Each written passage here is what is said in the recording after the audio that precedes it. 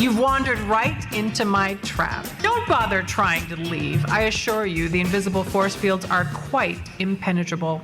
Unlike me, if you play your cards right. Since I have you now as my captive audience, and since you are now powerless to stop me, let me tell you a little about my ingenious master plan. It's been years in the making, a podcast called Hard Choices. Each episode, we rank the fuckability of fictional characters that all share a common theme or source. This time, we're fucking our way through 21 of the most fiendish supervillains in comic book history. To help me, I've assembled a panel of truly deviant villain fuckers. From Binary Break comes that mistress of evil, Claire Mulkerin. From Smash Fiction and Garden Plots with Skeletor, the diabolical Dan Mulkerin. MeganBob. I'm not a Republic serial villain. Do you seriously think I'd explain my masterstroke if there remained the slightest chance of you affecting the outcome? I fucked you 35 minutes ago. Plot twist. Comic artist and illustrator, the dastardly JoJo Seames. And I assure you, I am twirling my mustache. And from the very podcast that you have foolishly stumbled into, it is I, that wicked hedonist, MeganBob. Working together in sinister harmony, we're going to find the zenith, median, and nadir of fuckability. And there is nothing you namby-pamby do-gooders can do about it. And what is fuckability, you ask?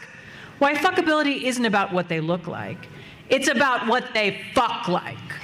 So if you assume that you are into them and they are into you, how good is the sex and what is it like? Tonight, in a masterstroke, we upset our usual format, leaving you confused, afraid, aroused. We started by coming up with a list of 7 iconic villains from Marvel, 7 iconic villains from DC, 3 iconic villains from indie comics, and 4 individual villains, each hand-selected by one of the panelists here. Not because they are iconic, but because we felt as though they deserved a spot in our bedroom. Did this produce a sensical, predictable list? Of course it didn't. Already, your puny senses reel from the brilliance of our plan.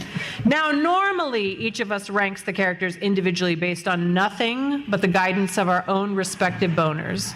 On the episode itself, we move through these rankings, assembling a master list as we go. But no, not this time. This time, my loyal cabal of perverts and I have already crunched the numbers to produce the most perfect, the most irrefutable ranking of villain fuckery that has ever yet been devised. This list will be revealed to you, my erotically helpless captives, deliciously edging you from the nadir of the list, number 21, all the way up to the villain who we collectively long to make felonious love to. Along this journey through a debauched criminal who's who, each host may halt the proceedings up to 3 times to deliver their big feels, their villainous monologue for why they ranked the character the way that they did, and what unspeakable acts they want to see them carry out upon their person. Once we have concluded our extremely correct rankings, the microphone will be turned over to you to quibble with our takes for a minute or so each. So be thinking about what you want to say. We won't even disagree with you. That's right, we're explicitly inviting comments, not questions. Is there a character you feel like should have been represented here that wasn't? Did we completely miss some aspect of one of these villains that should dramatically shift their rankings? Do you just want to talk about how much you want to fuck Stegron the dinosaur man? This is your opportunity. Truly, our generosity knows no bounds.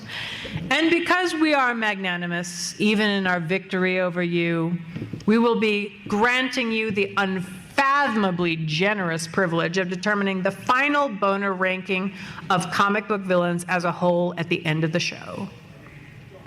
And thus we begin With the lowest of the low, our number 21. From Spawn, Violator. That's right. Somehow, the demonic villain from Spawn, who most often shows up as a 310 clown, didn't exactly set our collective loins aflame with desire. Look, it's not often that you'll find us turning down a character once famously played by John Leguizamo, but between his, quote, edgy sense of humor and probable lack of care for his own hygiene, none of us are going in for this insane clown bussy. Number 20, from DC, Granny Goodness. This isn't about age. It's because this bitch killed her dog. I am evil. I'm not a monster. Number 19, from Marvel, Baron Zemo. Big feels. Baron Helmut Zemo, 13th of his title, is not going to fuck you the way that you want him to. He's not going to fuck you the way that he wants to. Ooh. He's going to fuck you the way that he thinks his Nazi scientist father would want him to. He's a frustrated and distracted lay, too focused on how to debate you into thinking that you're having a good time to even enjoy what he is doing. He's fucking for posterity. Oh. He's fucking you like he's on camera. Oh. Partly because he assumes correctly that the fixer has planted hidden cameras in the room. He's not going to mention the high probability of secret sex surveillance by his creepy friend to you.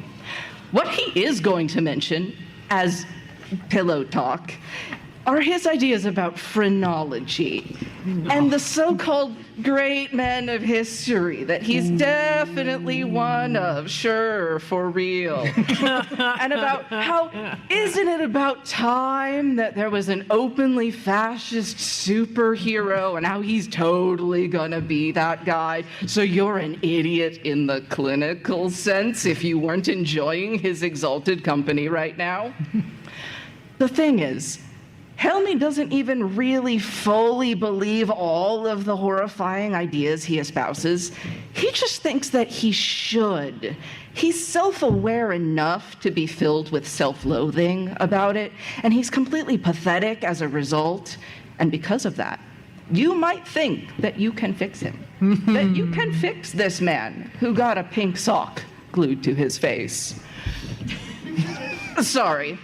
A magenta sock glued to his face. You might think that you can fix him, but you can't. He thinks that he's supposed to fix you. Oh. Because he's too much of a coward to fully turn away from the legacy of the father that he hates. So even if this hadn't been an extraordinarily mediocre sexual experience for you, it still wouldn't have been worth it. It's never worth it to fuck a Nazi. Absolutely. Well done, JoJo. Number 18, from Hellboy, Nimue. You may see her at first and think, she's just a classic evil sorceress. Only with you because she wants something from you, and yes, she may have seduced Merlin to kill him and steal his magical knowledge, but also, Exhibit A, there's a bit where she cuddles this very sad pig man. So she also has a soft side. Now, does she later banish him for daring to question her? Yes. But does she kill him? No. And could I fix her? Maybe. Number 17, from DC, Black Manta. Big feels. One of the key factors you have to establish when you're talking about having sex with supervillains is, yes, this is, by all objective measures, a bad person who hurts and kills pretty much on the reg. Oh, and we all find that very, very objectionable, for sure, for sure. Okay. But how far does their reprehensibleness actually extend? Like, yes, the Shredder and Krang may concoct vile plots regularly to murder 4 green children, But I think it's clear to anyone who watches TMNT that, when the dust settles and they return to the Technodrome at the end of a long day, they make gentle, sweet love to each other, cradled in the arms of Krang's giant pro wrestler robot. I think that's a pretty uncontroversial perspective to have. But you could similarly envision a villain whose nasty, pernicious behavior extends out of the battlefield and into the bedroom. Someone whose selfishness and toxicity prevents them from being able to consistently satisfy their lovers. So, where does Black Manta land on this spectrum? Now, obviously, his ability to enact villainy upon those he hates is beyond reproach. Like, the dude hates Aquaman so much, he literally killed an infant about it. R.I.P. Aquababy. Oh, Jesus. But how does he behave to those who are supposed to be in his inner circle? Well, we don't have a lot of canon evidence for him as a lover, but we do have one damning bit of evidence as far as how he treats his supposed allies. I give you Exhibit A, in which Black Manta and Ocean Master have recently had their villainous schemes foiled by the Justice League and are forced to retreat, but Black Manta refuses to go without first stealing a Subway-branded sandwich from one of his victims. And I will point out, their escape involves them swimming away, a process which will almost certainly ruin the sandwich well before Black Manta has a chance to even eat it. And yet, Black Manta steals it. And yet, as we see in this very panel, Black Manta refuses to share the sandwich with Ocean Master, his partner in crime. Folks, this is not a generous lover. This is a man who will come home to you after having his heist foiled by Aquaman, carrying a dripping wet plastic bag full of Taco Bell that he stole off of a security officer's desk on the way out, and he will force you to watch while he eats all of them. Now, I'm willing to put up with a fair amount of shtick and nonsense if it means good sex, but I need more from you than a leftover fire sauce packet that is probably still covered in jellyfish.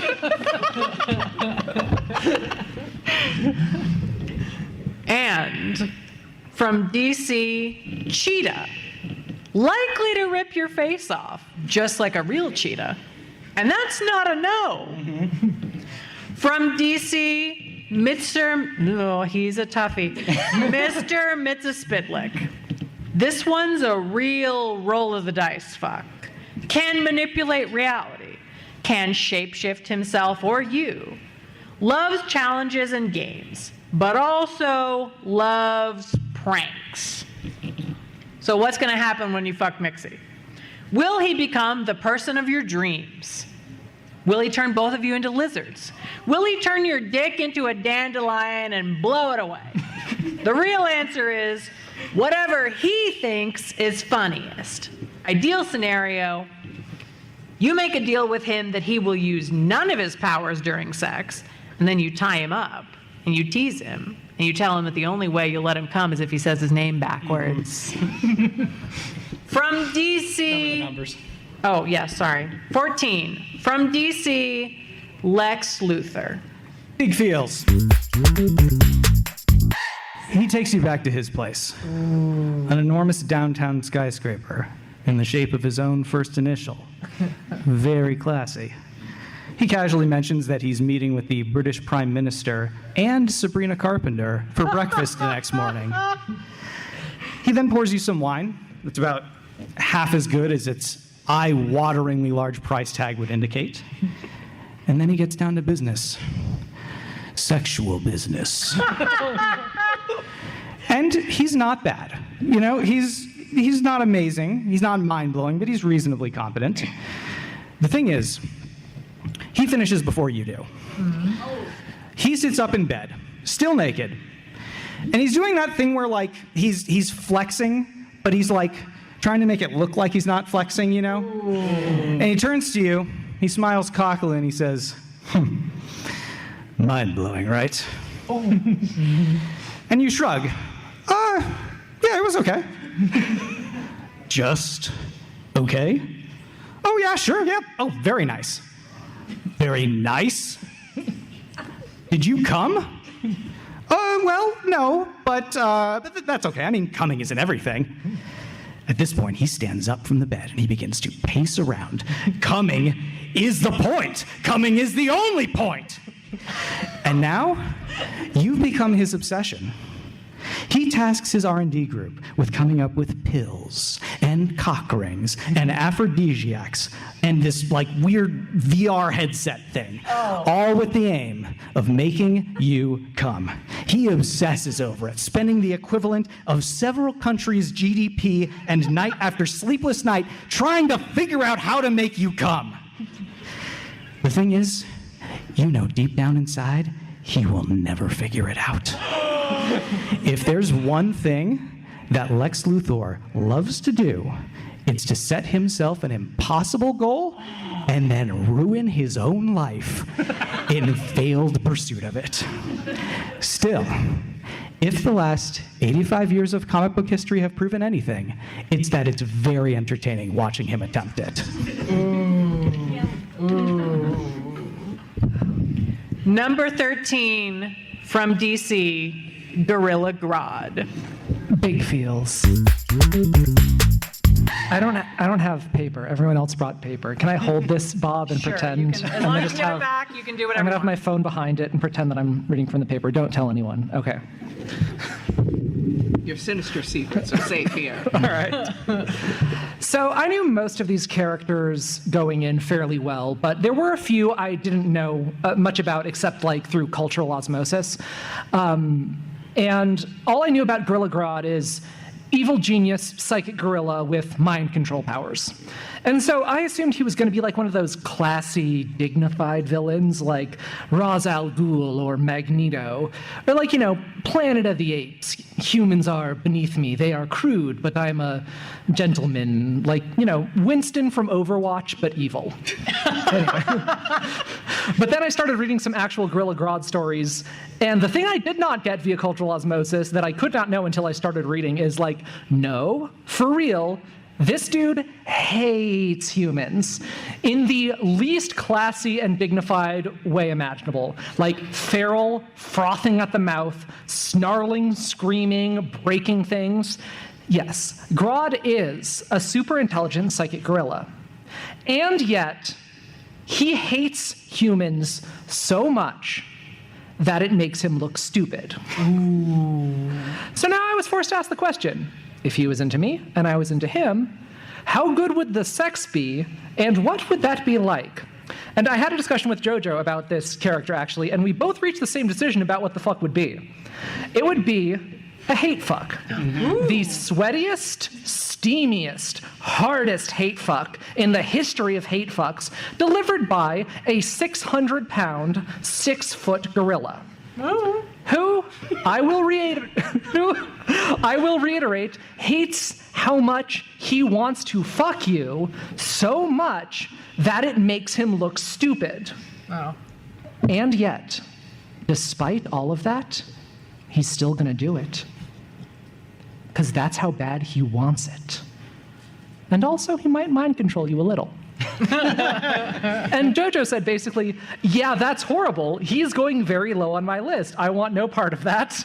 And I was like, more for me. And then we shook hands, very cordially, and gave each other a knowing nod. Because it turns out different people are different. But yeah, gimme. Because look, he may think he has, sorry, there's just a tiny bit more, I'm sorry. He may think he has the power, but if he wants to fuck me so bad to overcome his hatred of humans, then that means I've got the power, baby. Because despite all his super intelligence and psychic powers, he is helpless to resist me. Toxic, of course, but also so delicious. And if he wants to maybe do a little bit of nebulously consensual mind control on me during sex, look, it's not a hard no. Got that neo-magnetic radiation going on. Sure. Number 12. Look it up. I didn't read enough to learn that term. I read a few. From Marvel, Galactus. Look, call me basic, but I just want him to come all over me like it's Double Dare, and I just got Nickelodeon slimed. Very reasonable. And our median, number 11, from DC, Flash's Rogues. Big feels. Several feels. Feels for each rogue. Look, I'm a simple animal. All I've ever really wanted is a scruffy dirtbag with an interesting face who wants to talk to me, make me laugh, and laugh at my jokes in turn. And with the rogues, I'm getting a whole crew of them, all just as happy to share me as a sexual partner as they are to share the Flash as a communal arch-foe, and with at least as much affection for me as they have for him. And here's what I'm getting out of that arrangement. Every one of the rogues would fuck me on a ratty couch that's got a broken leg on one side, propped up by a brick, next to a particle board coffee table that's littered in empty beer cans, and a pile of laundry that's been there for 2 months and isn't moving anytime soon. Yes! All while a Central City Stars game is playing on the television in the dingiest little apartment anywhere in the Gem Cities. And afterwards, they're gonna ask if I wanna go Dutch treat on a pizza. Oh. That's what you get from all the rogues. And the difference in the specifics is largely just where each of them falls on the spectrum from theatrical cheeseballs to surly sad sacks. And honestly, I'm here for pretty much all of it.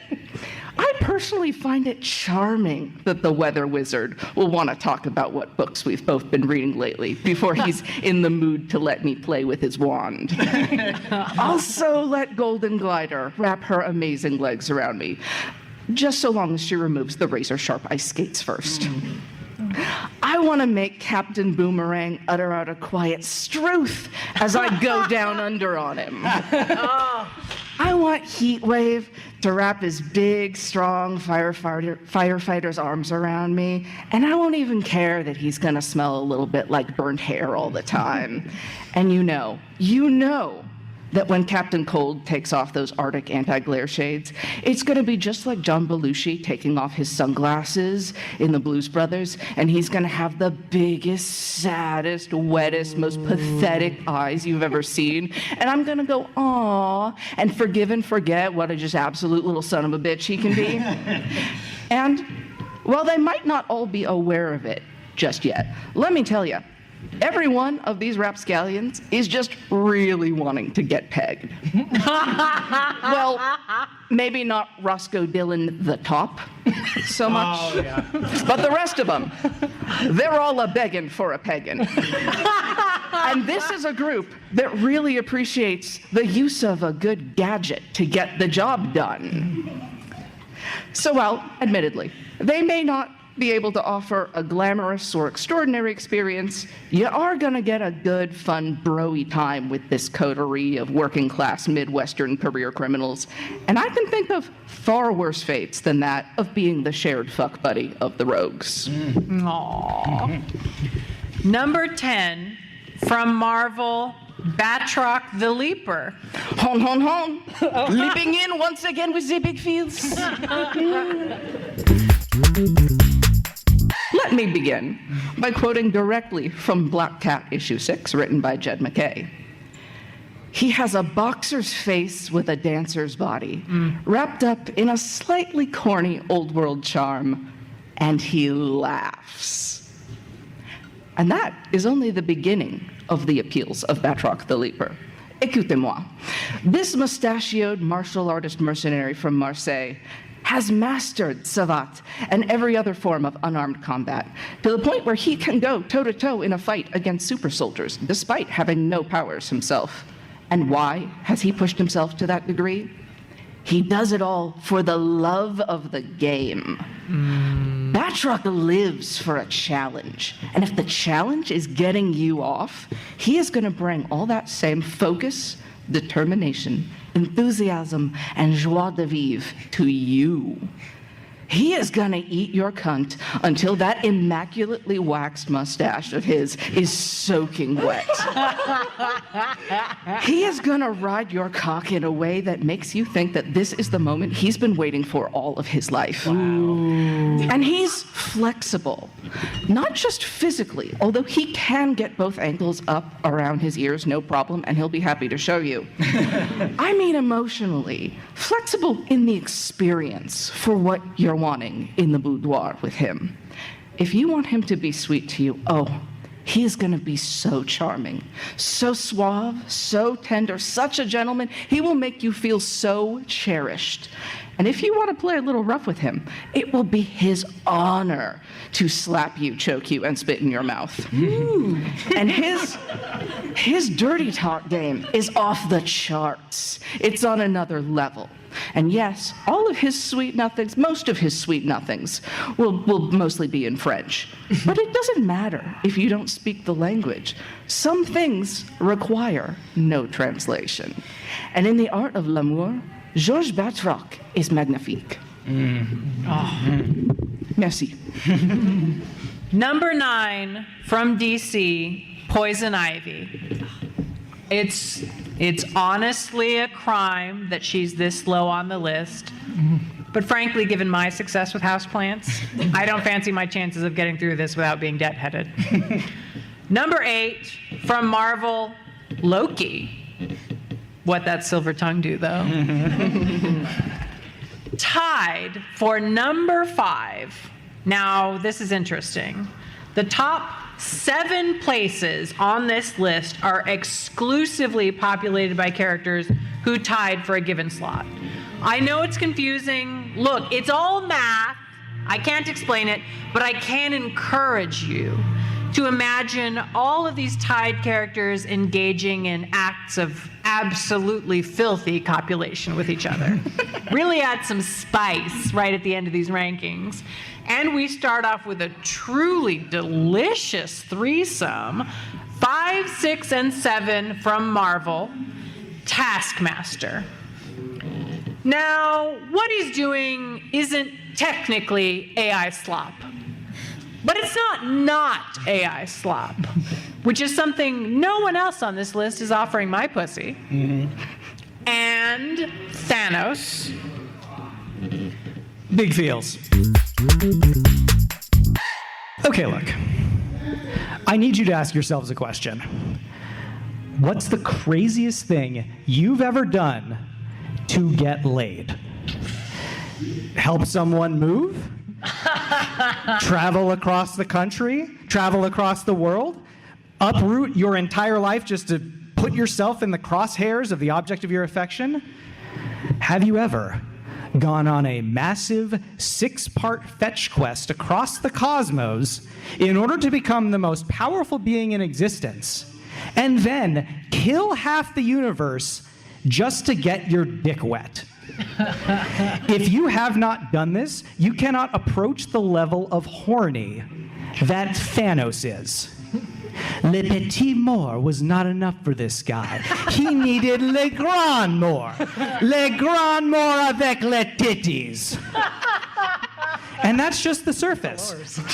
Another question. What is the universally accepted symbol for horniness?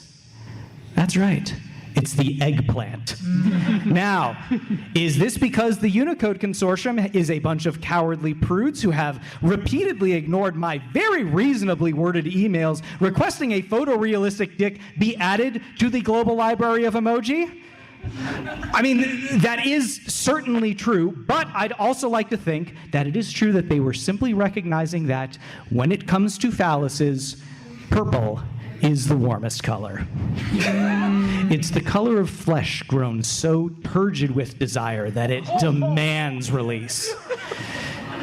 Thanos may or may not have been born purple, but he has certainly acquired his purplitude through a lifetime of pent-up, cosmic-scale horniness. It is so ever-present, so all-powerful, that it is spread across his entire body. His entire body is one big boner. You guys think his cum is purple too? Yeah. Lilac, interesting. Is it grape flavored? Or is it like a grimace shake? Are we on the verge of a new TikTok trend, hashtag Thanos Cup? Because I'm here for it if so. Oh, and if that wasn't enough, Thanos has the most fuckable group of henchmen that anyone has ever seen. I'm talking about the Black Order, and if you're telling me, are you telling me that Thanos, if he's into you the way he's into death herself, he's gonna turn up his weird little tiny nose at the idea of having his boys come over for the wildest orgy that Earth 616 has ever seen? I'm clearing out my schedule because I am mad for this Titan.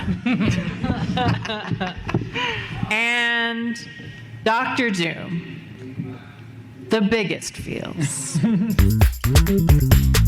I love Victor Von Doom. I love him with all of my being. I want his dark and twisted attentions devoted to possessing me in every way. I want him to flaunt me. I want him to commission an entire wardrobe of lingerie for me. I want him to declare my pussy a national treasure and to rub it in the face of every simp who will never get a taste now because I'm his.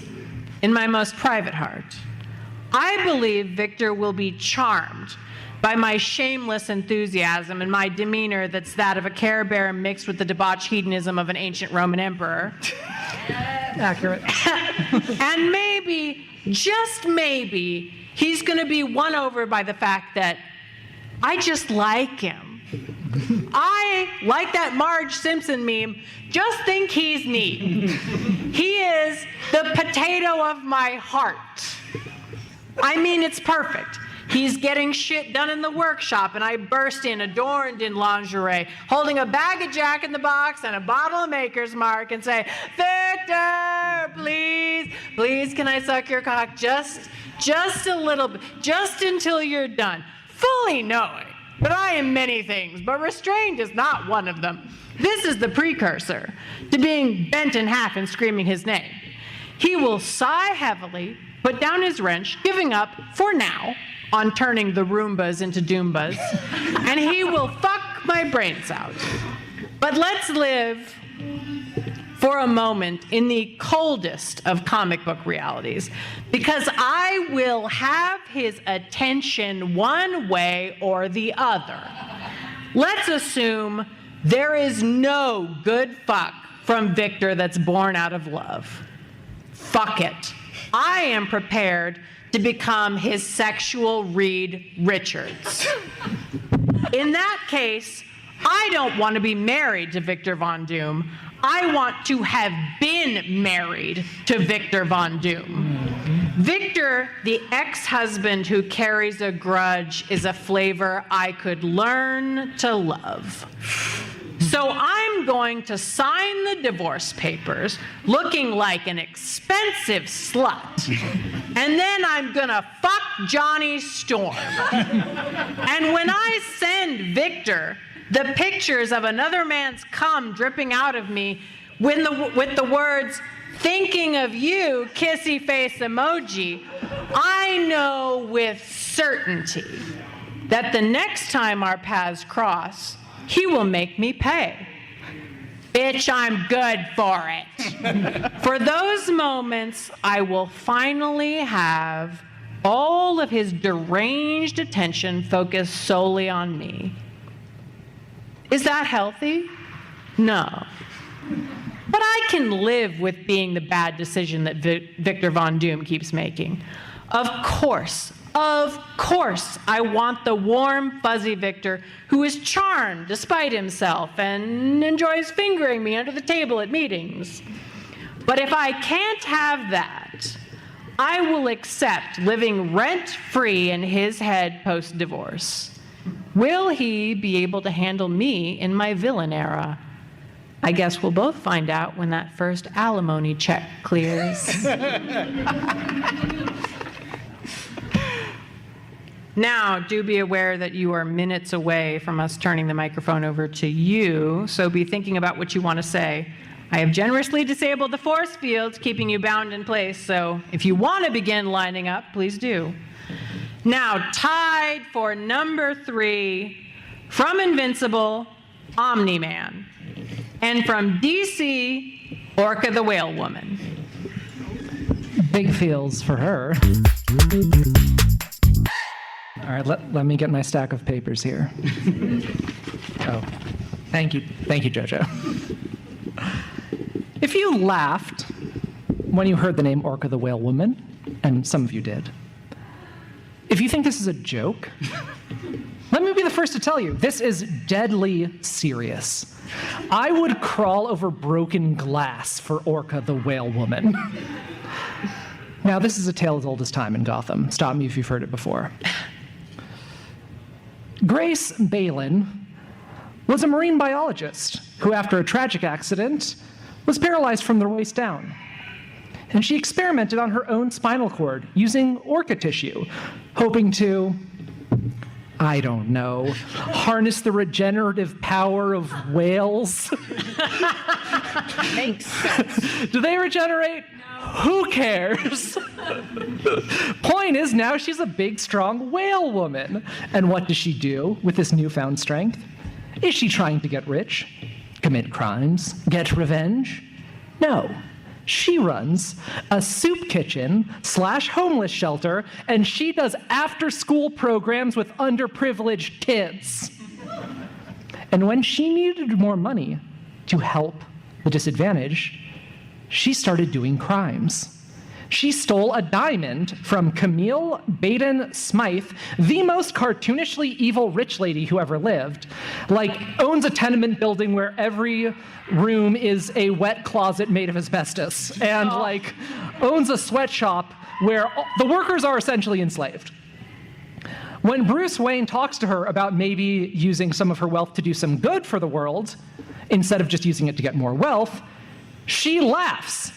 She thinks he's joking. Unbelievable, right? She's almost as evil as real billionaires. Anyway, Batman showed up and tried to stop her from stealing the diamond because, then you're as bad as the people you're stealing from. And no, even if she did steal that diamond, she'd still have way less slaves. So, yeah, she steals from the rich to help the poor. She's Robin Hood, but a big, strong whale lady and a marine biologist. Robin Hood, universally recognized as a pretty good dude we all like. Yeah. Anyway, Orca hasn't been in a ton of comics because presumably someone realized that she's not a supervillain. And in some ways, that's good, because if I had to read another comic book that tried to present her as a villain, I might have an aneurysm. However, it's also bad because I miss her. Some days, I stand on the shore, wrapped in a blanket and looking out at the horizon, waiting for my big, strong whale girlfriend to return from the sea. I realize I didn't talk much about how she fucks. But big, strong whale woman who is very sweet and caring and gentle and selfless and a nerd. Do I have to draw you a fucking map? She likes to be a pillow princess. Whatever she wants, whatever kind of fuck she wants, she deserves it, and I will give it to her. Do you think she lets you put it in the blowhole, though? Regardless, trust me, she's a catch.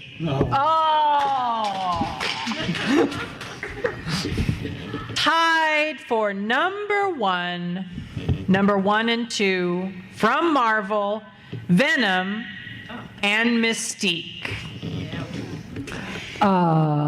Big feels. Look, my big feels were at the top. That means they're objectively correct. All right, when I ranked someone very high on one of my lists for this show, sometimes it's because of my own particular interests and inclinations. Other times, it's because it's just an objective truth. And I'm sorry, I've run the numbers, and the numbers don't lie. Mystique. Body like a violin with tits. Skin the color of sapphires. Hair the color of rubies. Eyes the color of some Yellowstone. The fashion sense. The skull jewelry. She's athletic, she's flexible, a skilled seductress. Not that she's gonna need that for me. Confident, darkly funny, a bad girl, and horny. She's very horny. And then there's the shapeshifting. Like, we can all agree, kind of sexiest superpower ever? Like, you know? Yeah. She could, if she wanted, do a passable impression of any character on this list, except maybe Galactus. I don't know how big she can get, but, you know, I'm sure it's big enough for my purposes.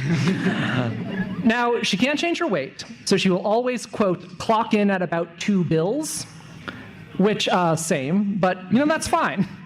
Who do you want to fuck? Is it anyone ever? Is it okay if they weigh 200 pounds? Mystique has got you covered, but honestly, for me, I think I just want regular blue Mystique. Like, you can't improve upon perfection. Or you know what, actually, what if we just say she deserves a treat? I'm gonna let her decide.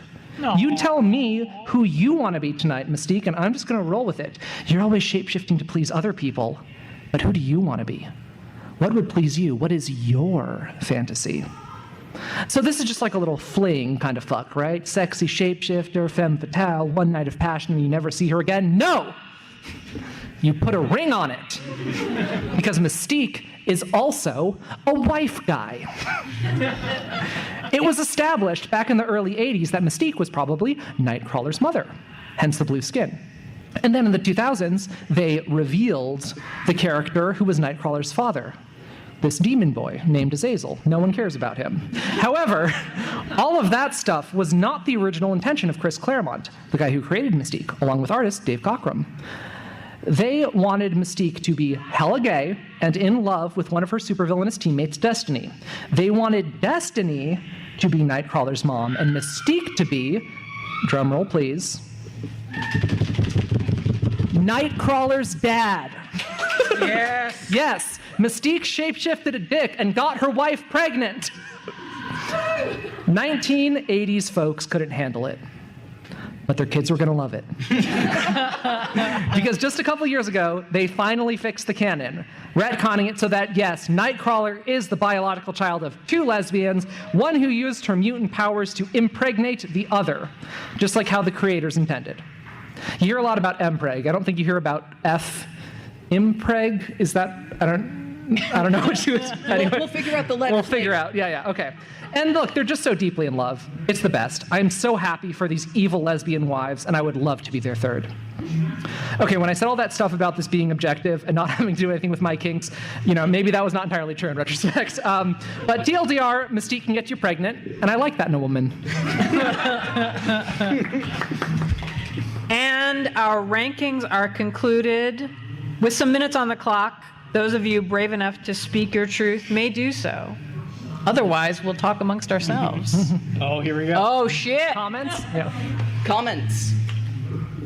Hi, it's Kit from Kit. Smash Fiction, where I used to do animal facts. Yes. That's why I'm looking at you, Claire, because you rated Gorilla Grodd. So I just need to let y'all know that in the primate species where they have a social hierarchy such that the males don't have to compete with other males once they're at the tippy top, those primates tend to have very small penises because they don't have to impress, right? So just to let everybody know, the average gorilla penis is about 1.25 inches. Wow. He got fingers, don't he? Yeah. I didn't think that was going to stop you. I just wanted to let you know. Because animal facts, please insert the sound effect. Bye. Thank you.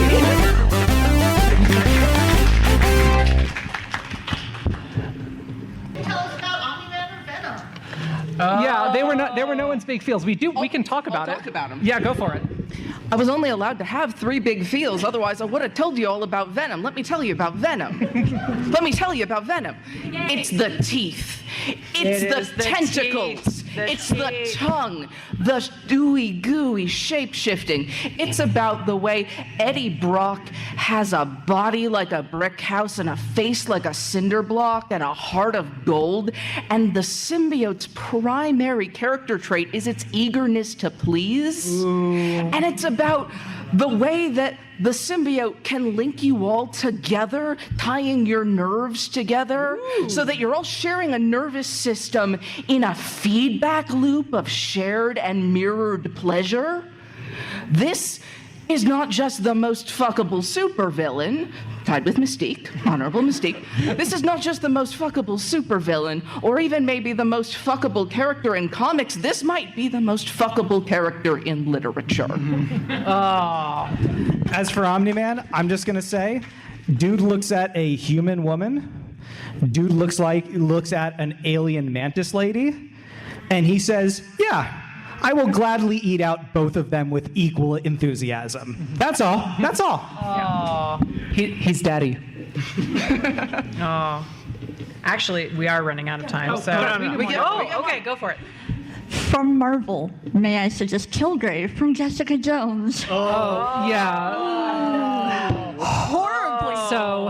Horribly toxic. I know. Yeah. However, he's played by David Tennant, so he's hot as fuck. Okay. Yeah. Fair enough. Do basically consensual mind control. All right. Yes. You are valid. Yeah. Thank you for your service. All right, actually, that is all we have time for this evening, because for science, more importantly for the good name of evil, we must rank the fuckability of comic book villains overall from 1 to 10 boners. I mean, we're starting at 2 because, let's be honest, nobody was going to vote for 1. We are starting this slide with this slide. Everyone who thinks that comic book villains deserve more than 2 out of 10 boners, raise your hands. Keep them raised. More than 2. More than 2. More than 2. All right. All right. I don't think we have consensus. I think people don't think these characters are fuckable. Unless. All right. Not more than 2? Okay, wait. Wow. Are you guys okay? All right. Okay. Okay, that's better. All right. Get those hands up. Are they sexier than 3 out of 10 boners? Yeah. Are they sexier? Okay, so to be clear, Out of 10. If you believe they are more than 3 boners out of 10, you should raise your hand and keep it up. So if you're thinking these guys are an 8, your hand should be up. That is, Or a 5 or a 6 or Yes. whatever. Yeah. Okay. Okay. Great. Okay. Yes. Okay. Science. All right. 4 out of 10 boners. 5 out of 10 boners. 6 out of 10 boners. Oh, we're starting to lose people. we might. I think It's kind of half and half. Yeah. Okay. All right. Let's see. 7 out of 10 boners? Oh. Okay. Is it because I said things about Doom, Kit? Is that what this is about? Yeah. I think we're at 7. All right, Okay. man. Sounds like a 7. Tough crowd. All right. God, I guess Not to 7. speed through these last few. They don't. I know. All right. No, you're forbidden from seeing these gifs. All right. So 7 out of 10 boners it is for comic book villains, although privately a 10, but 7 out of 10. All right. And before I would fuck all except the bottom 2 on my list. To Oh, be yeah. clear, it was a yes all the way down. Oh, we'll get into it whenever we do the debrief. We're Right. gonna fucking get into it. Yeah. There will be a follow-up recording session. Yes. If you check out the podcast, we will have a debrief recorded after this. So, Where we fight privately. yes. And before we bring you to your end, my co-conspirators and I have just enough time to let you know where to find our work. Claire, where can these captives find your work?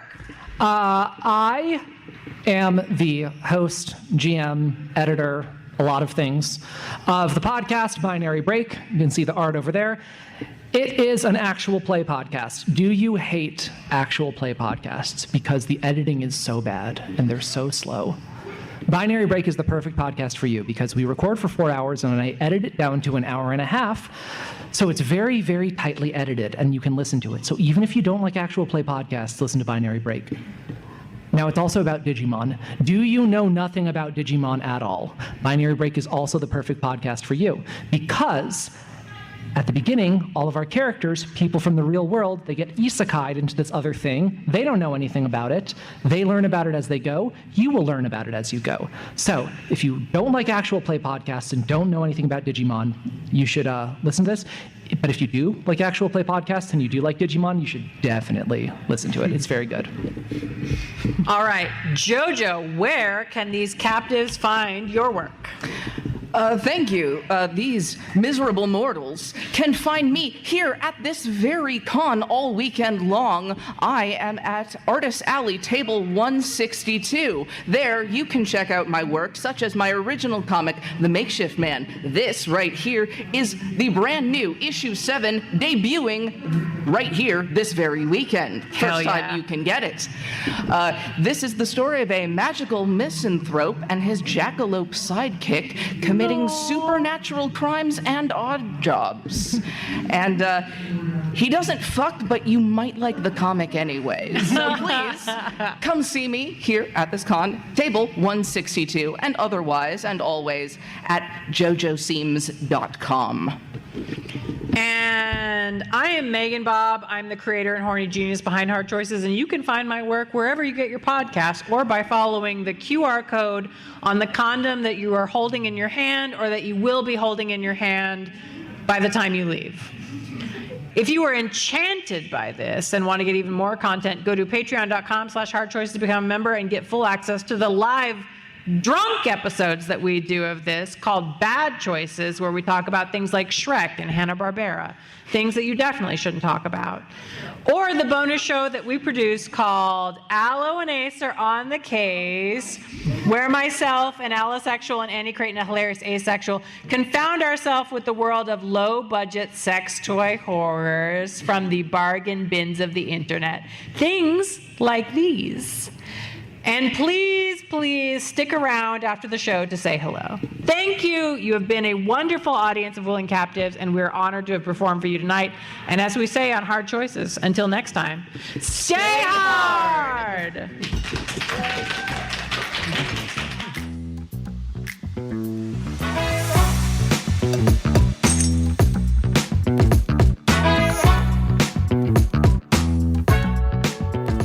Well, hello, everybody. Now we're in the green room. We've given our performance, and now we get to fight amongst ourselves about the things that we said and some of the things we didn't say, but maybe in the cold, harsh light of 7 o'clock in the evening, wish that we had. Well, now we have virtual walls separating us from the wrath of each other, and we don't have, like, people watching us, so now we can, this is fully mask off. We're going to really be ourselves. We're going to do what was the real world thing? Stop being nice and start yelling about supervillains, something like that. Yeah, I have not fully reviewed these lists before, so because of the format, so I'm just looking these over, and some of the decisions y'all have made, I just don't know where to begin. Oh, yes? Yeah, I feel the same way. Some of these decisions I find interesting. Let's talk about some honorable mentions. Some characters who we did want to talk about, but for many reasons could not talk about.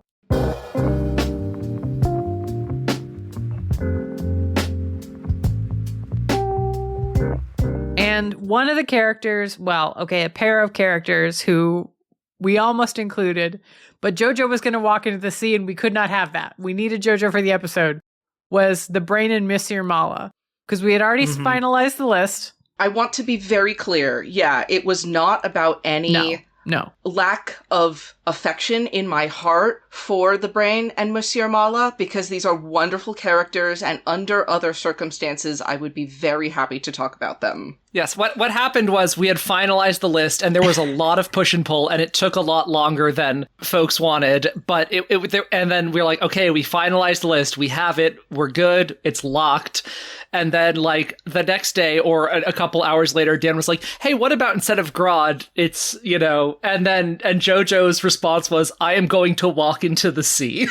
And you know what? You were right to do so. Yes. Fair enough. Yeah. Yeah, it was just that in preparation for this episode, in addition to prepping for the panel and prepping for the convention generally, which I was, at in more than just a panelist capacity, I also had to make a cross-country trip immediately beforehand to go to a wedding and to, see family, because I was going to be in that state. So my research time was limited. So I just really needed the list to be finalized in whatever it was going to be.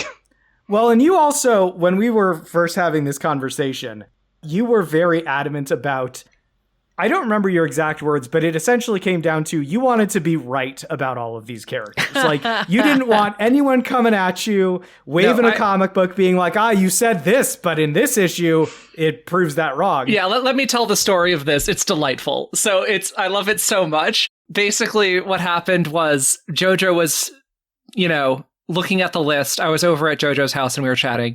And she was like, a lot of research I have to do. I want to read comics for all of them so I can, know my stuff. I believe in preparation to learn a little bit about Omni-Man, you read all of Invincible, for instance. That is correct. So there was a lot of research going on. And at some point, I said to you, now, JoJo, I already know what you're going to say in response to this. But I'm going to say it anyway. We're just going to do this dance, even though we both know how it's going to end. I basically just said, you could, for some of these characters, maybe read a Wikipedia summary or a fandom thing, maybe read an issue, get a sense of them, but you don't necessarily need to do really extensive research about all 21 characters. And then what was your response, JoJo? I said, but Claire, that would make me a liar. Yes. So, you know what, JoJo, as we said in the episode itself, you are a very good fit for the show with your ridiculous devotion to the craft, to the purity of the sport. So yeah, for sure. Thank you. I am the kind of supervillain who has integrity, I guess. One of them honorable ones. Who else is an honorable mention? Yeah, speaking of honorable. Oh, geez. Yeah. I will say we came very close to having the Kingpin on this list. Mm-hmm. Yeah. He fuckable. I think, because JoJo, you really wanted Baron Zemo. And I think we ended up bringing in Zemo and kicking off Kingpin instead. But if we had had one more slot on this list, I would have put Kingpin in. I was so sad that we couldn't talk about him because he's a great character. He's a fascinating character, and he's a very fuckable character. Yeah. He's very attractive. He's very charismatic. Yeah. But I just really wanted to talk about Zemo. Yeah. Yeah, and understandable. And boy, did you. You had some choice words for that sticky boy. I sure did. And then you know what I found at the con the next day? I found me at one of those half price action figure booths. A little Baron Zemo, and you know what? Oh, so me. cute. Oh Wow. my God. Adorable. That it was meant to be. Hang on, I'm gonna jump ahead a bit. Where did you put Baron Zemo? You put Zemo at number 16. You have an action figure for your number 16. Oh, I surely do. Yeah, Let's excellent. see. Where did I put Baron Zemo? 11. He was my 21. He was my bottom. Why did I put him at Dan, number 11? What was I thinking? You also had him at 16. Yeah, Okay. yeah, I was with JoJo. So on you that. What did I cannot. say? Are you going to get upset at Dan about how dare you place at 16? No. Oh no, I know exactly what I'm gonna get raked over the coals for. I believe by we once did JoJo. have someone get upset at someone who ranked a character the same number on the list that they did. I think that might have been me. I don't remember the specifics, but it was like, you should not feel the same way that I do. That's about right. Anyway. The only note I have for Baron Zemo is just I want to be politely kidnapped. That's the only clue that I have for why I put him at number 11. Because He would kidnap you very politely. People don't know this about how I do this show. Whenever it's a fandom or anything that I don't know a lot about, I dive into it, make my list, do the episode, and then, as Kit put it, I keep my brain palace very tidy. My mind palace, sorry. I do a purge somehow, I very shortly after the episode is over, and I'm like, gosh, I wonder why I said those things. And I have no idea. So this is me returning like Gandalf to the Mines of Moria going, I have no memory of this place. Wow, okay, so we're recording this on a Tuesday. we did the live show on Friday. The tidying of the Mind Palace is a quick affair. Yeah. I mean, I was probably tidying it as the episode was happening. Yeah, for sure. So should we do more honorable mentions, or should I just start? Okay, I mean, I'll kind of rapid fire some. Largely, it's just the list was, when you're doing comic book villains in general, there are so many. There was Flintheart Glomgold from the Scrooge McDuck comics. I thought would be very funny, but we decided to lean more, superhero / villain. Oh, we almost did Shredder. Shredder was very close, but I think the reason we decided not to is because the most interesting version of that character for all of us is more, or like the one that we have the biggest attachment to, is the one from the cartoon. And like the version from the comics is fine, but like, meh, He doesn't have the Technodrome as far as I'm aware. At least not the original 80s Shredder. The only other one that I was considering, Dan and I were talking about as a joke that JoJo pushed back on, rightfully so, but it was largely just a joke, was Scott Pilgrim, in that idea of like, he is the true villain of whatever. But anyway, that one was kind of a joke, and it could be fun to slot it in, but we had a lot of actual good options to fill the list with, so I think a gag option I don't want was... to fuck him. Yeah. It wouldn't have been the first time that you, Claire, have taken a podcast opportunity to roast Scott Pilgrim as a human being. So what else did I do that? I believe you did that on a surprise party episode in Smash Fiction. Okay. The Halloween was he the Cabin in the Woods Dumpus episode, if I'm not mistaken. No, I think he was rotated to me or something. I believe he was your virgin, or he was someone's virgin. Okay. Anyway, that is either here nor there. Listen to Smash Fiction if you want to listen to Claire also dunk on Scott Pilgrim some more. Let us move to the segment we call Let's Unpack That. Now let's unpack that! I know where I want to begin. Let's take a look at where everyone has the Flash's rogues listed. So I have them at number 6. MeganBob has them at number 6. JoJo has them at number 7.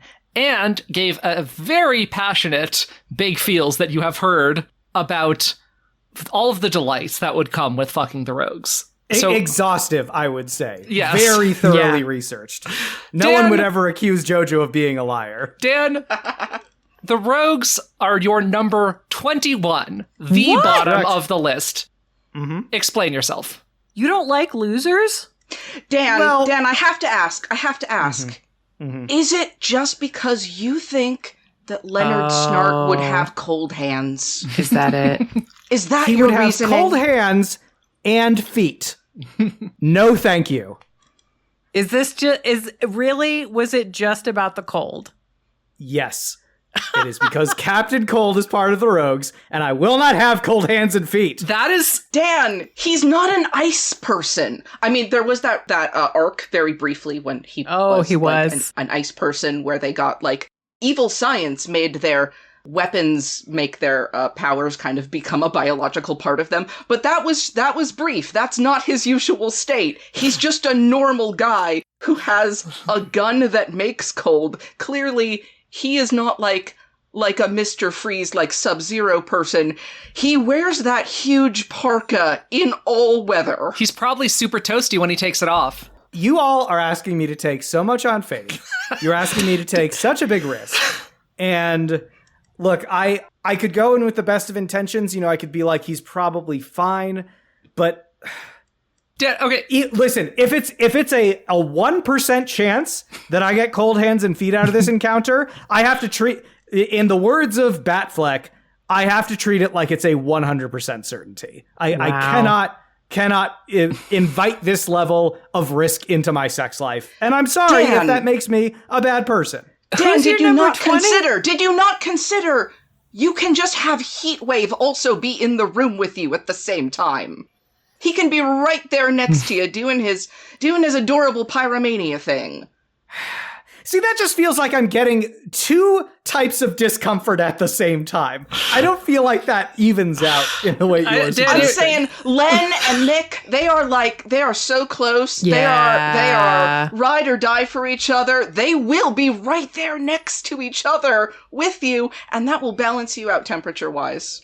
No, they're not getting anywhere near me. I'm sorry to say. Joking aside, Dad, that's really it. That's really the thing? Well, you say joking aside, Claire. As though this isn't just part of a very long bit that I've been doing over multiple episodes. Sure. Okay. I love that you put a person who killed her dog above the rose because you were like, no, I'd rather fuck that than be cold.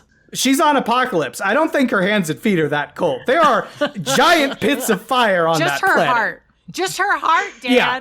Her heart. I'm not going to touch her heart, Bob. You freak. She might try to touch mine in a very literal fashion, but that's different. At least when she does, it's going to be with warm hands, you know? Warm human dog murdering hands. That's right. Where did we all put Loki? Because Loki, I was kind of surprised nobody gave enough of a shit about Loki to talk about him.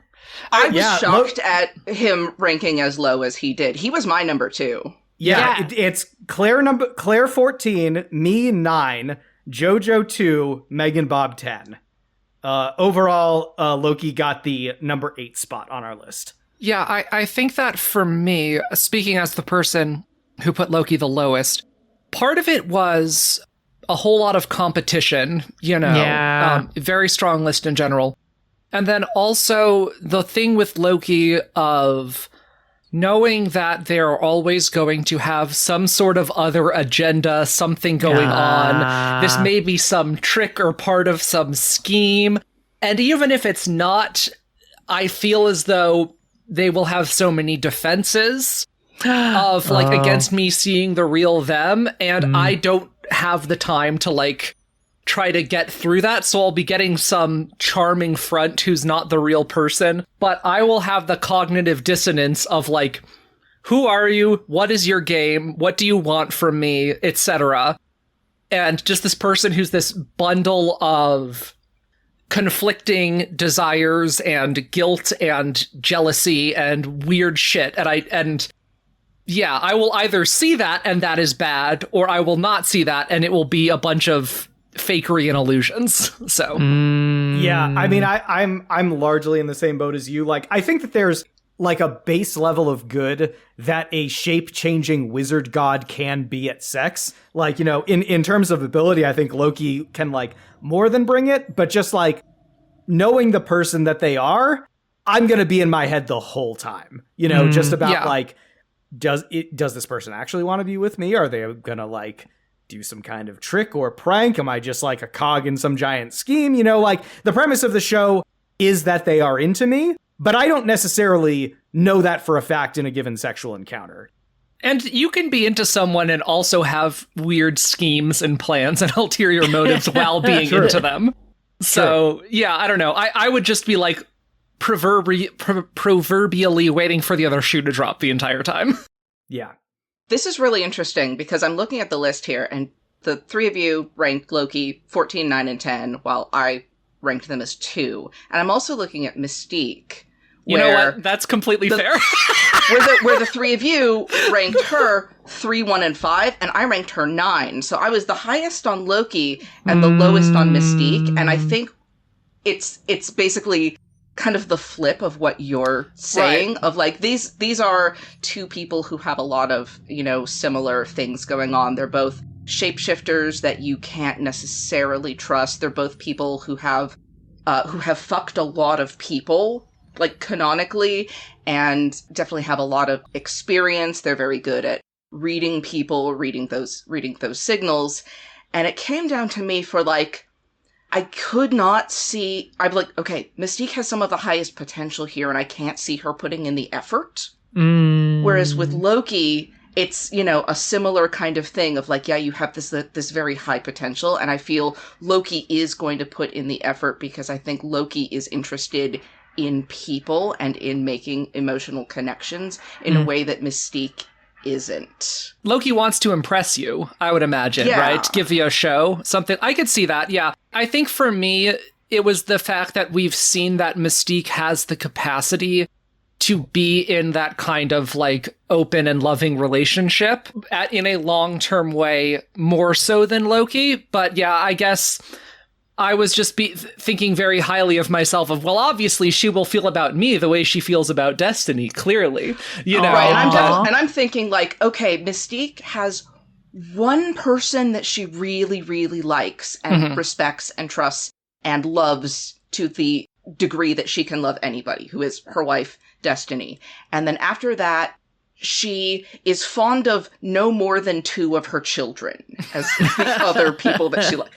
She did assassinate one of her kids. Like, you know, no more than 2 of her children she is kind of fond of after that. And then after that, like, everybody is just sort of a non-person to her. I didn't think that I'm anywhere approaching... I'm like, okay, if Mystique is with me, what is going on here? I'm going to be, like, generous and say that I know it's Mystique. That there's no illusion happening there, because she's fucked a lot of people, and it's usually, you know, while she's doing spy work. But so I'm thinking, like, okay, so she's bored. She's bored, and she's like, you want to fuck? And I'm like, yes, please, you are the beautiful Mystique. Let's go. And so that's what's happening. And so it's like, she's bored, and that's why this is happening. She likes me to that degree, but she cannot like me any more than, like, yeah, you're fine, you'll do, because that's who Mystique is. Whereas, like, Loki wants to show me a good time. Loki's gonna like take me on a date first. Loki can be fun. Loki's gonna take me to a rock show and maybe fuck me in the alleyway. And the next morning, Loki is going to make me breakfast with so many different kinds of breakfast meat.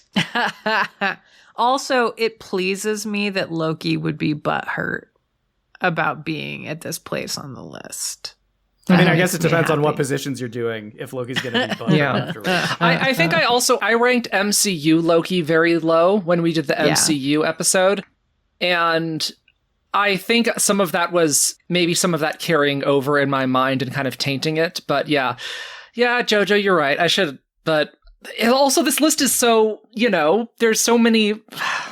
The whole top half of this list is so strong that it was very hard to, like, rank them. And I was actually kind of surprised that I did rank Loki as high as I did, because this is a character I haven't thought about fucking very much, because this is a character who, like, for a very long time has been a character I feel I identify with very strongly. Like, I read, like, Thor comics, and I'm like, this guy is me in so many ways. And so I've not really thought about, like, being with them. I have thought about, like, being them more. But yeah, so it was an interesting thought exercise, and it came down to, like, Loki is great. The god of stories is not going, like, their pride is not going to let me walk away without a terrific erotic story to recount to others. Yeah. So I would like to open up a discussion. Yes. So during the panel, I gave one of my big feels to Mr. Lex Luthor.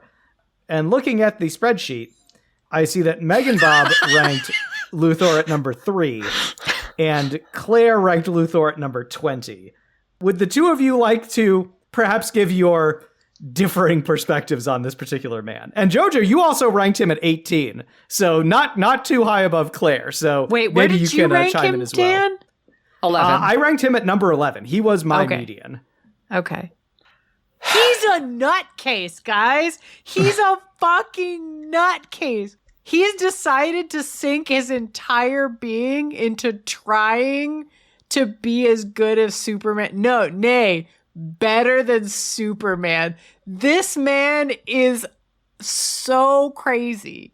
Like, I don't know. That just appeals to me. This person who's like, I'm going to do it. And just, like, runs at this wall every goddamn day for, like, decades. And he's like, I don't care. I'm going to keep fucking doing it. I'm like, oh, baby. Like, yes, run at me like that. Yeah, see, but the thing that Dan brought up in the panel is, but he never does it. He always fails. And Bob, this is, I just think, a great example of that thing where someone will describe a thing with a lot of enthusiasm, and the entire time I'm just like, yes, I agree. It is terrible what you are saying, even though you are putting it at the top and I'm putting it at the bottom. So yes, Dan painted that picture, and I was like, yes, I want him to fail, and then I want to cuck him with Superman. Oh, no. How would that not be the hottest thing? Like, Superman would have to not know that that's what I was doing because he's a good person. But, like, Lex Luthor has spent, like, what was it you said? Like, the GDP of several small nations trying to make me come. And then I'm like, you tried your best, baby. And then I go, fuck Superman, who, like, somehow magically does it the moment I walk into the room. Amazing. And see, the best part is I go back to Lex Luthor. I don't even tell him. He knows. He knows instantly that Superman did it, and he didn't. Well, he's got a Kryptonian splooge detector that starts going off as soon as you walk in the building. So... he's gonna be the angry masturbation of Lex Luthor. I want it so bad. I'm sorry, I'm weird. What can I say? Why did you guys rank him so low? Is it just that he could never do it?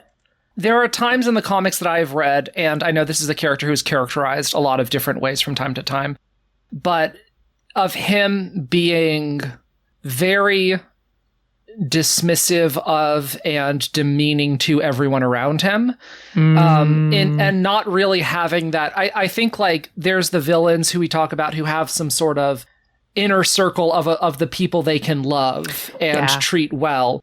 But I think that even, like, the people who work for him, the people that are theoretically supposed to be kind of loved ones, Lex treats those people like garbage. I feel like this is a person where I'm going to get yelled at some point. Oh, gross. It's not going to be fun. I don't think this is a good dude. Yeah. Yeah, I'm right there with her. I feel like if I didn't have, like, a full face of makeup at all times, he's going to tell me that I look sick. He's going to, be up close to me, because he's fucking me, and he will see a wrinkle on my face, and I will have a Botox appointment scheduled the next day that I had no say in. He's gonna get me plastic surgery appointments for my birthday gift. He's not going to care to get me in the mood to go. He's going to be like, take your clothes off, or what are you even doing here? What are you even for? He's like that. He's just so used to getting his own way in all things, always, and saying that because it's him, because it's his wants, his preferences, because he's so obviously the most important, smart, qualified person, that whatever he wants is morally correct and what it's supposed to be. He's a very, like, this man has, like, read a lot of Ayn Rand, Oh. Do you think it makes him extra mad that with all the money that he hasn't conquered male pattern baldness? Yes. Yes. I've conquered male pattern baldness. Yeah. It's called estrogen. Fuck yeah. I mean, he could do that, but he's too cowardly. Mm-hmm. No, it would have to be, like, if he discovered that a trans woman could kill Superman, he would start doing hormone replacement that day. Yeah. I believe that to be true. Yes. Yes. Fully believe that. That's a hot thing about him. He's got passion. I feel like estrogen could not fix her, though. I know that is a thing that we say about a lot of villains, but not this one. Not this Not one. this one. So one thing we did when we were putting this list together was, we picked characters that we felt like were especially important or iconic or representative from their respective comic book universes, but we reserved kind of one pick for each of us to just, like, pick out a character that we liked. We knew they weren't going to actually make the list based on their own kind of merit or importance, but we really wanted to talk about them. I just want to, like, give a sec to acknowledge the characters that we hand-selected to go on this list. We mentioned that they were hand-picked characters in the actual episode, but we didn't acknowledge which ones they were. For me, the character that I picked was Orca the Whale Woman, who I put at my number 7. And, like, honestly, the only reason that she wasn't higher on my list was because everyone that I put above her had some kind of, like, inherent and arguably unfair advantage in some way or another. But like, she rules, you know, like Claire gave a very good, very impassioned speech about her during the actual show. But like, you know, Orca's emotionally intelligent. She's giving and driven and smart as hell. And she can fling you around as much as either of you want. Like that's an absolute A+. And it does speak to how top heavy this list is, that an A+ made number 7 on mine. So. Yeah, I put her at number 11, but I would also put her at like a solid A. That's just like, again, how strong the top half of this list is that like, it's A's, like, for half the list, including her. And the reason that I have her like as low as I do is like, well, I feel like I have to be careful about hurting her feelings because she's so self-conscious, and it's like, that's something I don't have to worry with the other 10 people above her on this list, and that's the only reason that she's here, is this one thing of having to be a little more careful with her feelings. But she deserves somebody who will be careful with her feelings because she's wonderful. She's such an underrated character. She should not be thought of as a joke character. No. At all. She's a great character. And speaking as someone who's fucked a lot of trans women, let me just say, I do not mind that at all. Having to be extra careful with people's feelings and work hard to make them feel pretty and comfortable in their body.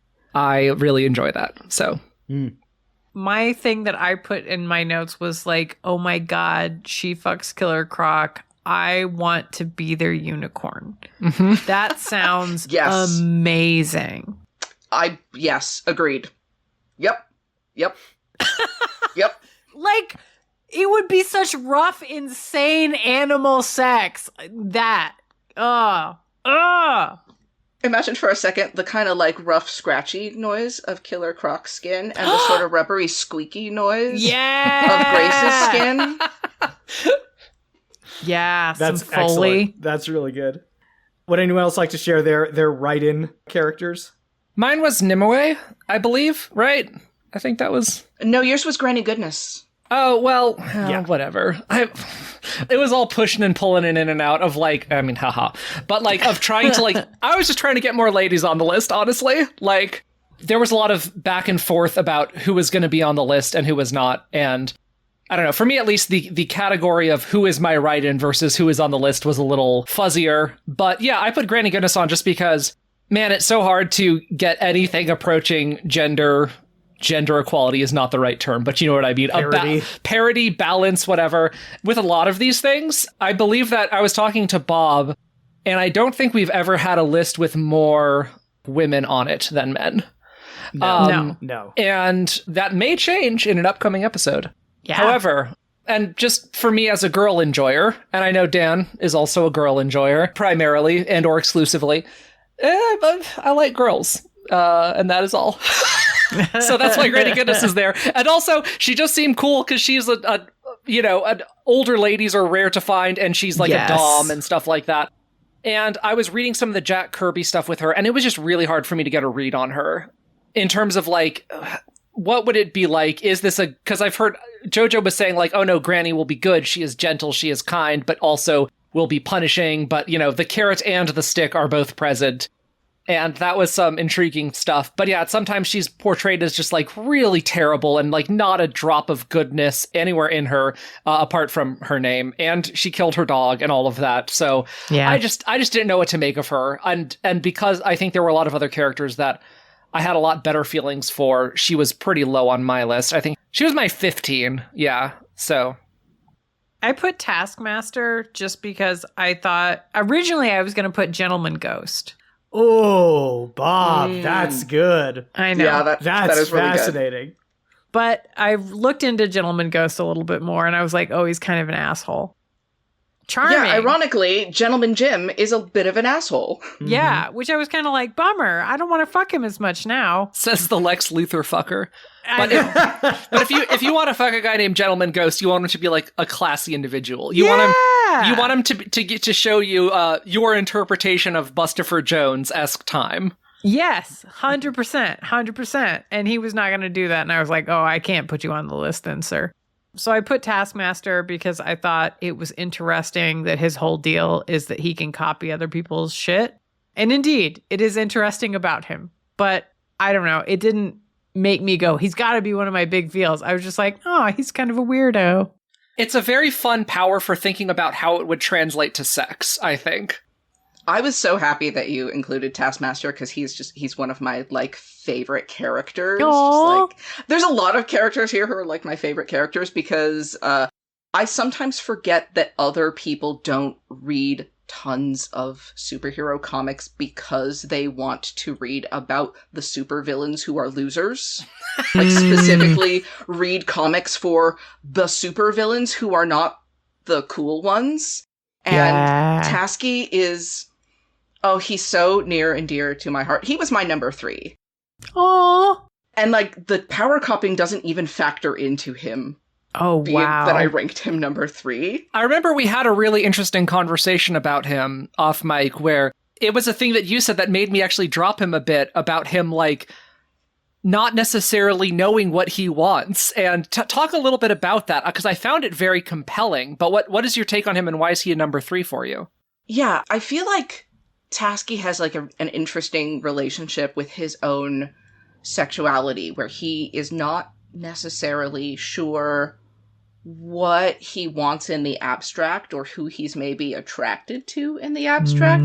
I'd like to think that there is something in his photokinetic reflexes where he starts automatically mirroring body language a little bit. And, you know, when you change your body language, it does change your attitude. That's why, you know, people give advice like, you know, smile on the telephone and, you know, you'll, you know, that kind of thing. Power stance. Like, you know, power stance. Walk with an erect posture, you know, to feel more confident. These sorts of things. And I feel like he maybe does some of that unintentionally. So there would be a degree to which he's not sure if he is attracted to somebody or if he is mirroring other people being attracted to someone or someone being attracted to him. I like to think he's a guy who's like trying to figure his shit out.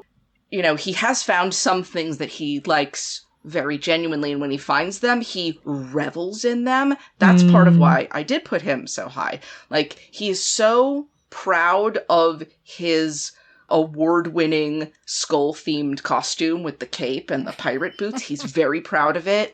He is so unashamed that he loves frilly, fruity, complicated cocktails, and that his favorite band is the Spice Girls. Aww. His phone ringtone is Dolly Parton. Oh my god. He's so great. You know, he really revels in things once he likes them, and very, very unashamedly. So I was thinking, okay. Like when he's not either being a mercenary or training henchmen for other villains, one of the things he does is he is a championship competitive ballroom dancer.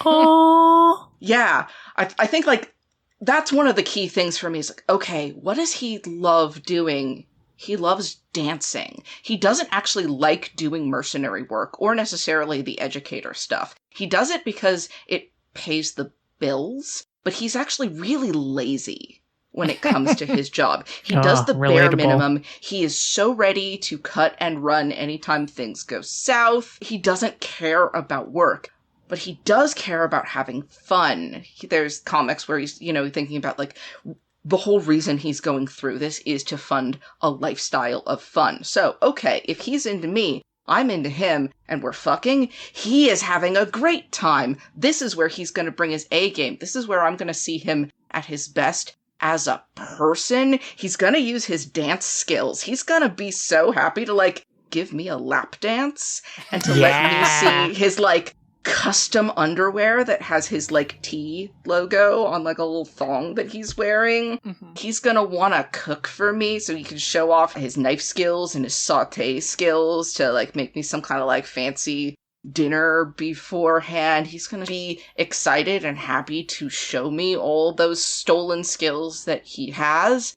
And I think I did mention this in the email that, like, even aside from all of that, he would already rank really high for me of being a guy in a skull mask who is gonna be calling me stupid little pet names in a thick Bronx accent. I can think of few things sexier than that, honestly.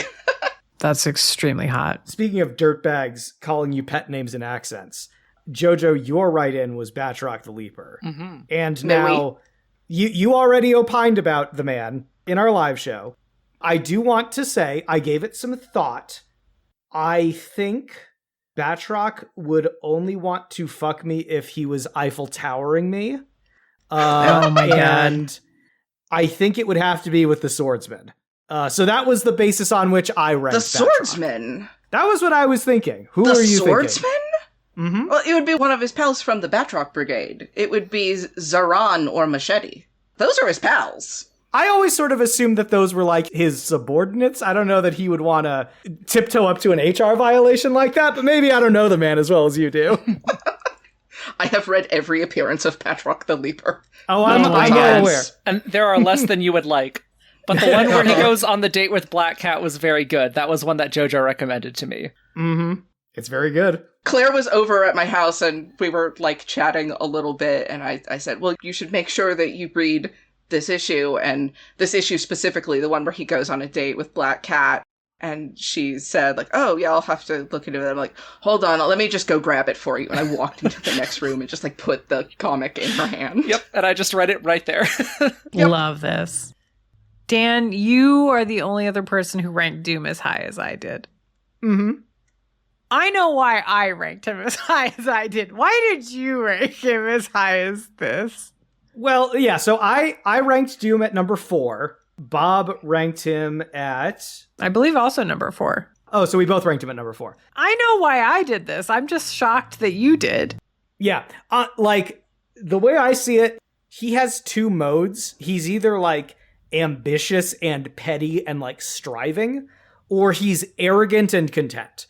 And, like, only one of those is gonna give you a good fuck. Like, the second he starts thinking that he's achieved sexual adequacy as he sees it, he's gonna stop trying. He's gonna just, like, expect his presence to do it for you. And that's, like, as far as I see it, that's the bad news. But the good news is that, like, all it would take for him to switch over to the ambitious and therefore good version of himself is to just lie about having gotten it better from someone else. You know, like, yeah. Oh, Tony Stark was much better about eating me out, you know? Or, oh, I've never been fucked as good as when Doctor Strange fucked me, you know? You do want to be careful about name-dropping Reed Richards, though, because, like, that is the nuclear option. Yeah. And he might actually come in his metal pants if you say Reed Richards' name. So, Yeah. You know. But I just feel like, you know, Bob, you often trumpet the appeal of the unhinged character. Oh, yeah. And I don't always join you on that particular boat, largely because, like, number one, it's a thing that appeals to you, and I don't, like, and I also don't, like,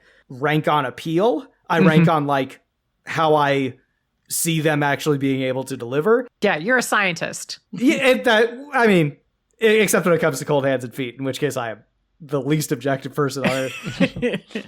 But in the case of Doom, it's like, the dude is able to, like, the dude stole the Beyonder's powers out of spite and jealousy. Like, he's very much like Lex Luthor, but with a much better track record of, like, being able to actually do the impossible. He will succeed for longer before it all comes crashing down. It will all come crashing down.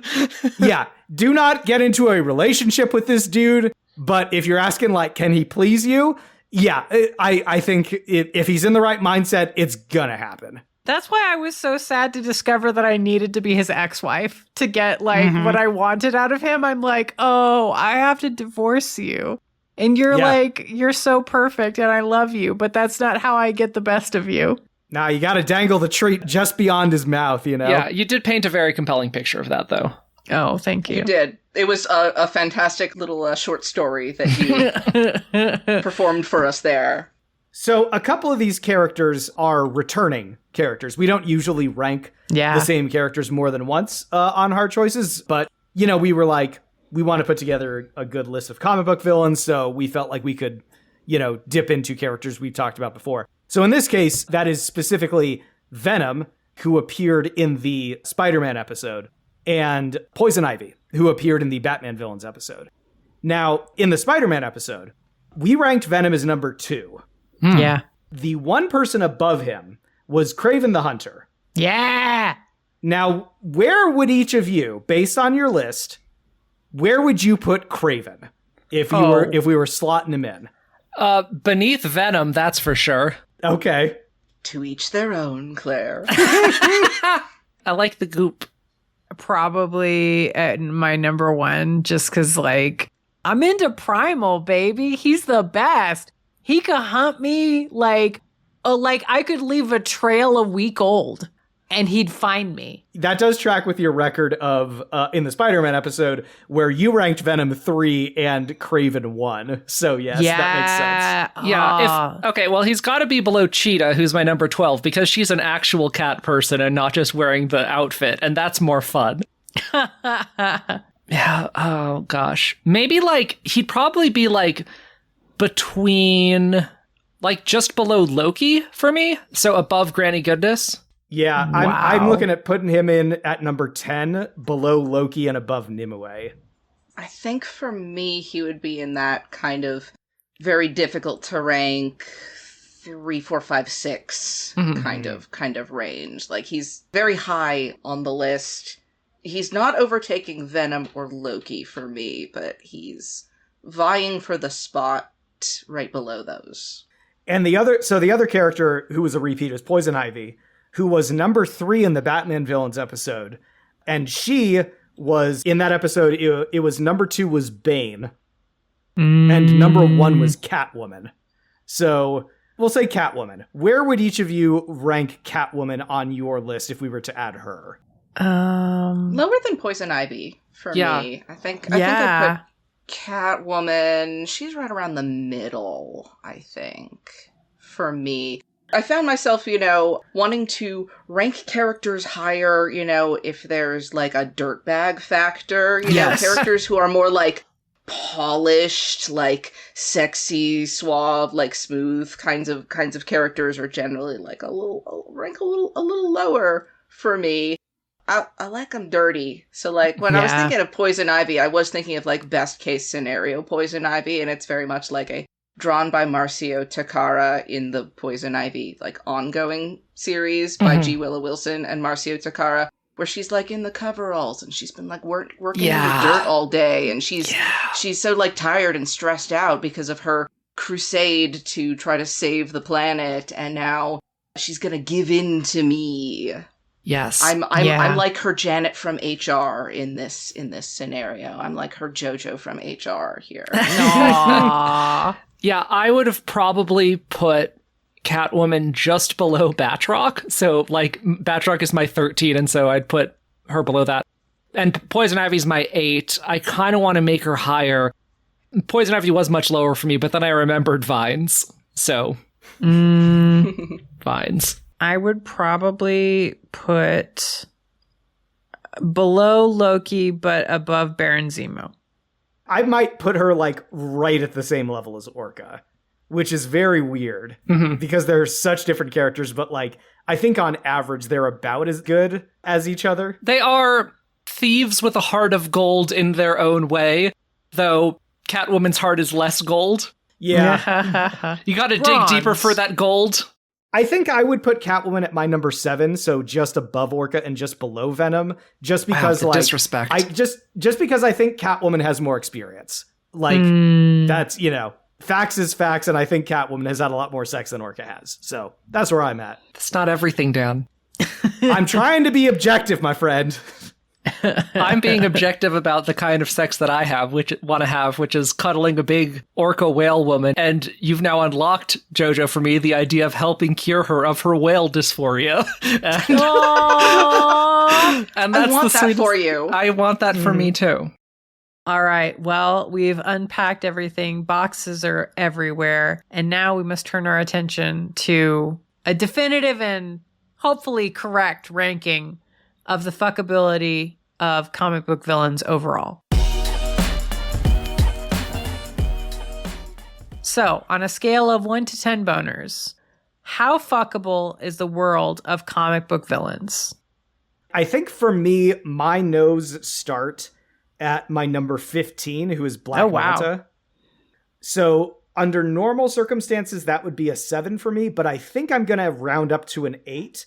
There are some pretty bad entries at the bottom, but honestly, like, the number of enthusiastic yeses I have in my top 10 is just off the charts.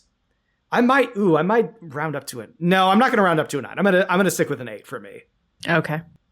For me, my hard no's are kind of in the 17 to 21 sort of area. My 1 to 11, these are all like strong, enthusiastic yeses. My 12 to 16s are either middling or weird. My 12 to 16 was Granny Goodness, Mr. Mxyzptlk, Galactus, Thanos, Baron Zemo. So these are not like hard no's, but it's like, this is not good. And then, yeah, kind of from... Then it's Nimue and Lex Luthor, which are like, oh, I'd rather not, and like hard nose or Cheetah, Gorilla Grodd, and the Violator. But that whole like top 11 is all enthusiastic yeses, where they're all A's to A pluses all the way. So yeah, I'm gonna like 8.5, 9. Yeah, I think I'm also gonna say 9. My only real no's are 19 Violator, 20 Lex Luthor, and 21 Baron Zemo.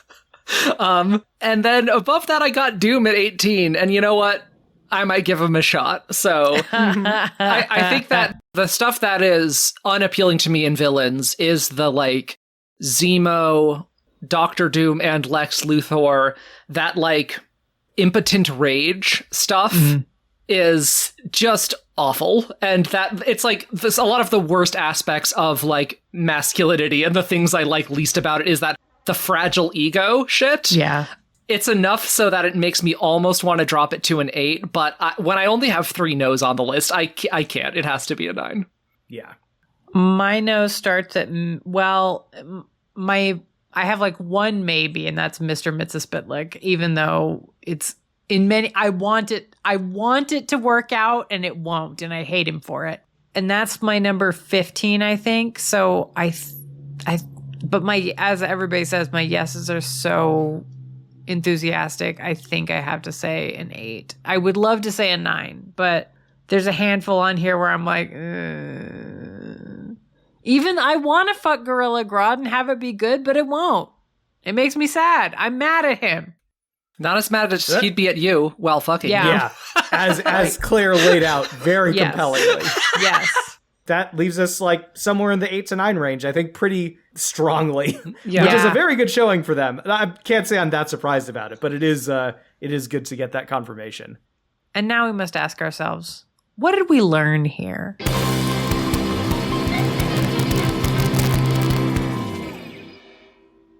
I learned that I have to divorce Dr. Doom. Mm-hmm. That was hard, because I want to be married to him forever. I want to be the squirrel girl of his heart, but he doesn't want a squirrel girl. I think I learned that, like, what turns a maybe into a hard no for me is if your partner doesn't let you have a piece of the sandwich that he stole. You know? Yeah. Like, I mean, come on, man. It's like a foot long. You can't give me some of that? And it's already soggy. Like, what It's are you already going wet. to do it? Yeah. Why do you even want it, bro? Yeah. He's so petty. I love that. That one panel unlocked everything for me. Oh, gosh, this is really tough. I think that a lot of my fucks and like a lot of the fucks I rank well, it's sometimes like getting at something raw and real within somebody. But I had not fully considered until JoJo brought it up in multiple cases, the power of a good time and someone with some showmanship who just wants, and a person who can have fun. And thinking about that, I think that may be a thing I need to rank more highly in the future and not assume that Mystique will want to put a ring on it the instant that she sees me. I mean, how could she not? Come I on, know, right? I'm great. You are. You are great. Of course, this was my first time doing this show, so I felt like I was learning a lot about myself here in this process of trying to figure out what it is that, like, I do most value, and, like, oh, yeah, the ones who are, like, you know, the most powerful characters I don't care about, the ones who have, like, interesting superpowers or bodies I don't necessarily care about, and it was like, yeah, which ones can I have fun with? Can I have a genuine emotional connection with, instead of the ones who I feel would keep me more at, like, arm's length emotionally, you know, or be cold to me? And I was like, oh, metaphorically, yeah, right? Not metaphorically. I would fuck Captain Cold. Oh, we all would. I mean, sorry, not Dan. Nope. Not Dan. Categorically not. if the name has cold, that's too cold. That's right. Yeah, but, like, I'm like, oh, yeah, and if it comes down to, like, two characters where there's a tiebreaker between them, it's like, well, which one is going to be more enthusiastic about it? Which one is more here to just, you know, like, have fun in a chill way? Again, metaphorically. And you know, who has more of that dirtbag factor? That real, genuine, unpretentious kind of way where I feel like they're going to like me also, a person who is like a scruffy little ragamuffin that I am. They won't want to change me, you know? Yeah. That's beautiful. Dirtbag seeking dirtbag, right? Like that is what I'm about. I'm very dirtbag seeking dirtbag. Yeah, D for D, as they say. Yeah. Basically, the most, like, romantic thing I can imagine is being, like, complete ride or die partners in crime with somebody where we rob banks together. That's like my romantic ideal. Oh, yeah. Beautiful. All right, and now we come to that finalist of segment, plugs. Well, we already plugged in the actual episode. Do we want to do you're that right. right here? So now what do we do? Oh my gosh. Well, We're adrift. We are, because we already said stay hard in the other episode, but I mean, we have to say it again, because I mean, what else? What are we doing? Can we let here? them get soft now? It's over. I don't think so. That seems very against the spirit of the show. Oh, okay. Until next time, what is it? The refractory period. You can have a I don't know what everyone else's position on this is, but I think you've earned a refractory period. Yeah. Okay. Just this once.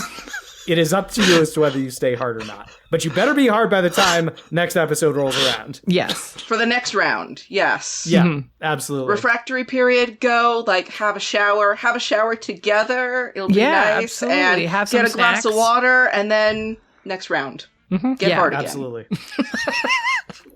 Until next time, stay hard or don't, but have a good time.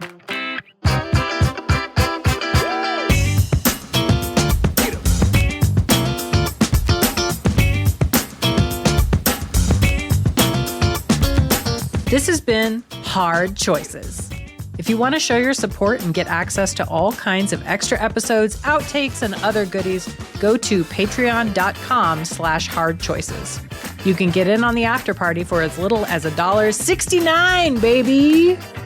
You can see more of MeganBob's solo work over at onlyfans.com/MeganBob. It's free to subscribe, and there's some choice stuff to savor if you're ready to drop a few bucks on bespoke sexiness. If you had a good time listening, please leave a 5-star review wherever you get your podcasts. Heck, drop a recommendation to us on social media. Tell a friend about the show. Tell your favorite subreddit. Anything you do to spread the word means a ton and helps Hard Choices become more powerfully thirsty than ever before. This episode was produced by MeganBob. That's me. The music used in this production is licensed through Uppbeat. You can find details in our show notes and hear lots of great tunes at uppbeat.io, spelled UPPBEAT.io. The Hard Choices logo is designed by Elliot B.K. Lang.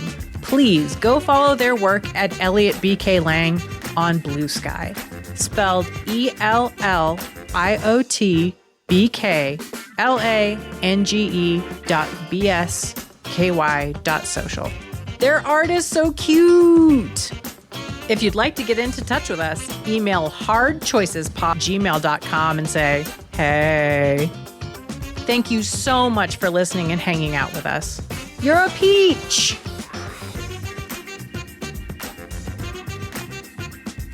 Until next time, stay hard or don't, but have a good time. Whatever. I'm not your dad. No! I shouldn't bring in staying hard with being your dad. I don't know if we should. Don't worry, I'll cut that.